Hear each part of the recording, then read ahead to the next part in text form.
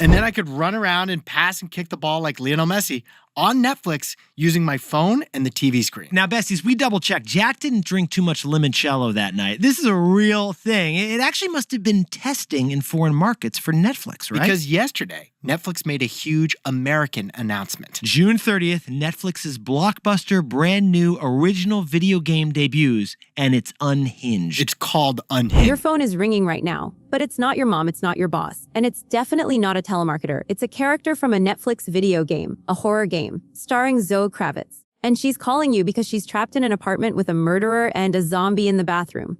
Now here's the part that should terrify you, not the game.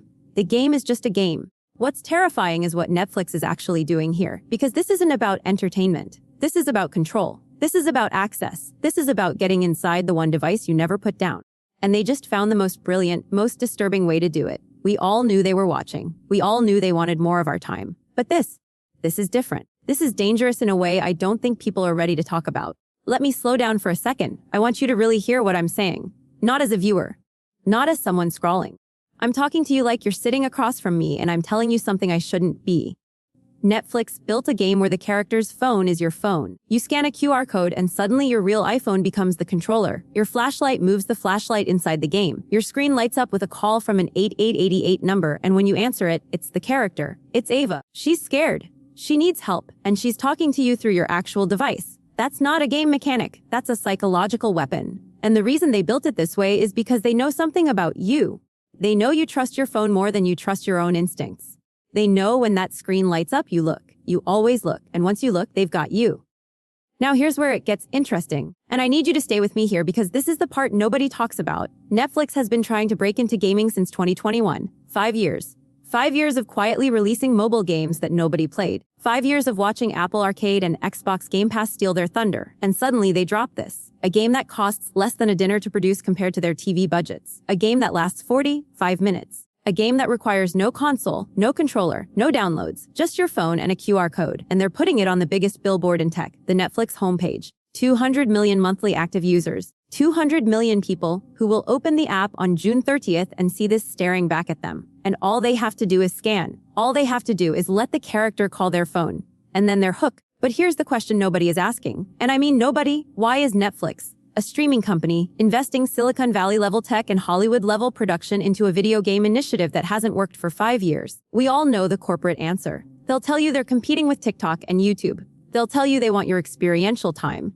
They'll tell you they're competing with concerts and live events.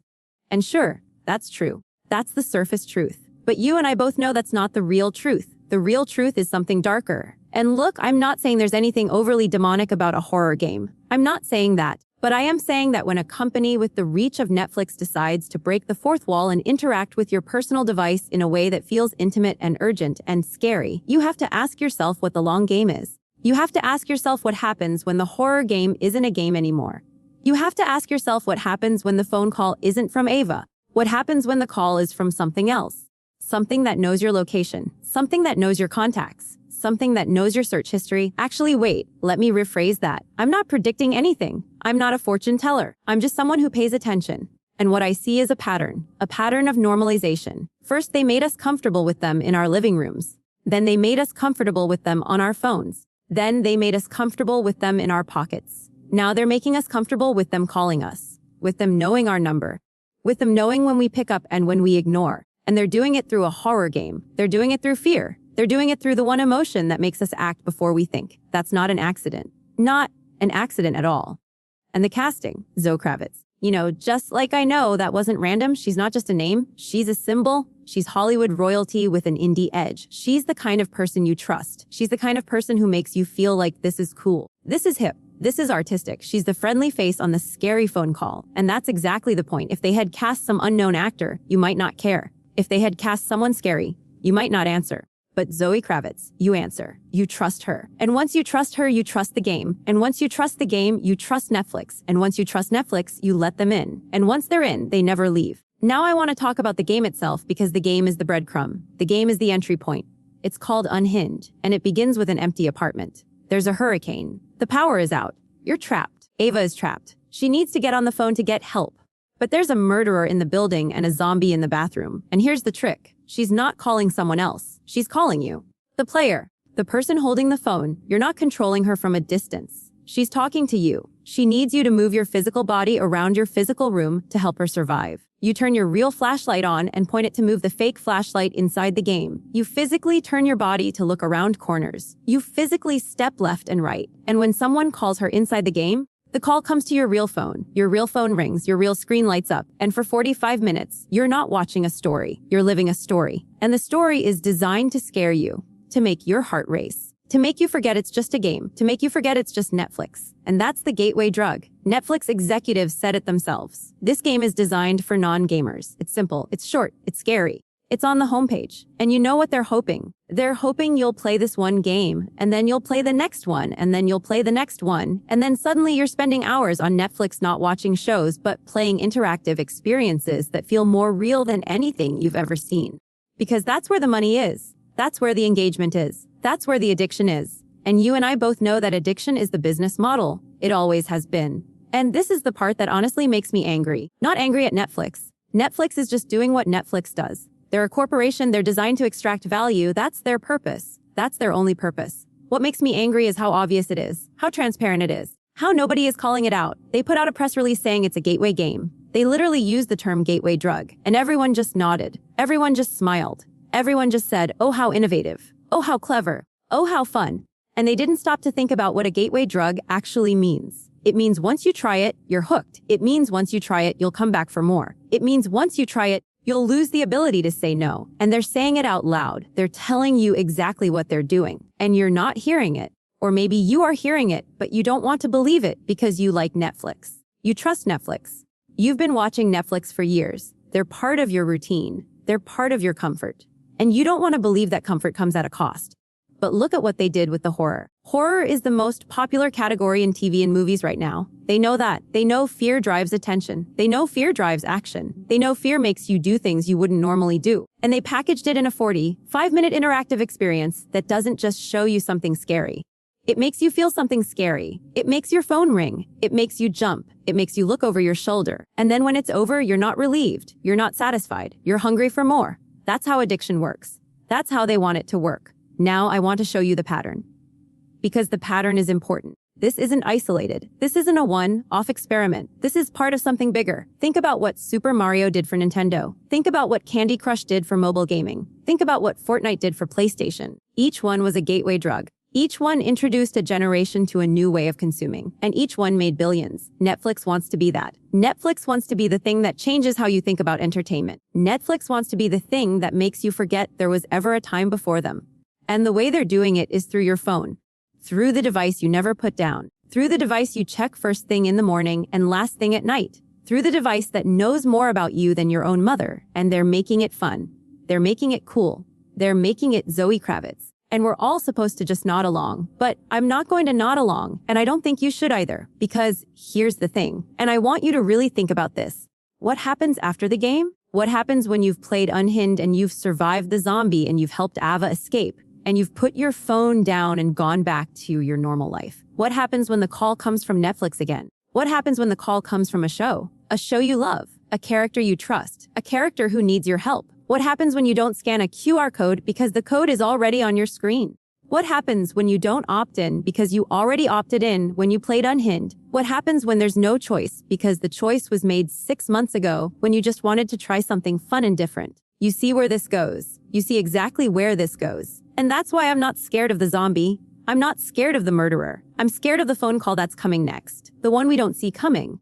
The one we don't know about yet.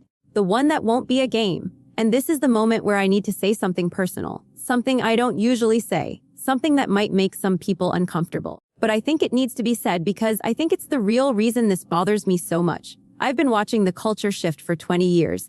I've been watching us trade our privacy for convenience. I've been watching us trade our attention for entertainment. I've been watching us trade our judgment for approval. And every single time, we told ourselves it was fine. It was just a show. It was just an app. It was just a game. And every single time, the line moved further. What was shocking became normal. What was invasive became comfortable. What was dangerous became fun. And now we're here. Netflix is calling your phone. And we're supposed to be excited. We're supposed to be impressed. We're supposed to post about it on social media and tell our friends how cool it is. And I just can't do that. I can't pretend this is fine. I can't pretend this isn't a crossing of a line that shouldn't be crossed. I can't pretend that a corporation calling your personal phone isn't a step too far. Because it is. It absolutely is. And you know it too. You know it just like I know it. You felt it when I said it. You felt that twinge of recognition. You felt that little voice in the back of your head that said, wait, that's not right. That's not okay. That's not normal. And that voice is right. That voice has always been right. That voice is the reason you're still watching. That voice is the reason you're still paying attention. That voice is the reason you haven't scrolled away, because you know something is wrong. You don't know exactly what. You can't put your finger on it, but you feel it. You feel it in your gut, and your gut is smarter than any algorithm. Your gut is smarter than any press release. Your gut is smarter than any Hollywood star. So here's what I want to know. What are you going to do when the game launches on June 30th? Are you going to scan the QR code? Are you going to let Aver call your phone? Are you going to let Netflix inside your pocket? Are you going to play their game? Because you know it's not just a game. You know it's not just entertainment. You know it's a test. They're testing you. They're testing how far you'll go. They're testing how much you'll let them take. And they're betting you'll let them take everything. They're betting you'll let them take your time, your attention, your trust, your privacy, your comfort, your peace of mind. They're betting on it.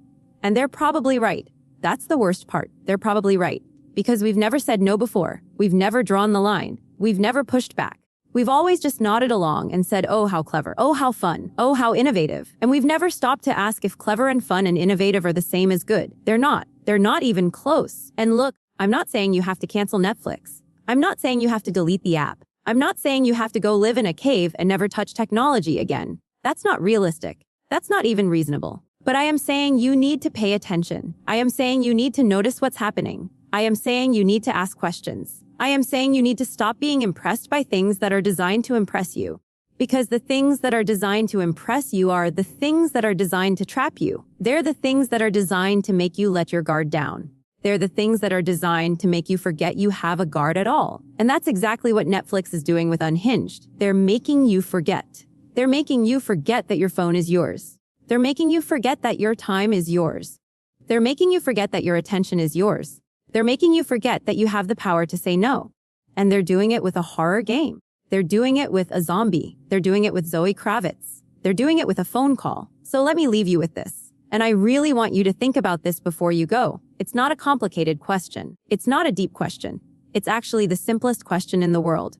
The next time your phone lights up with a number you don't recognize, the next time your phone rings and the screen says Netflix, the next time they ask you to play, the next time they ask you to trust, the next time they ask you to let them in, what are you going to do?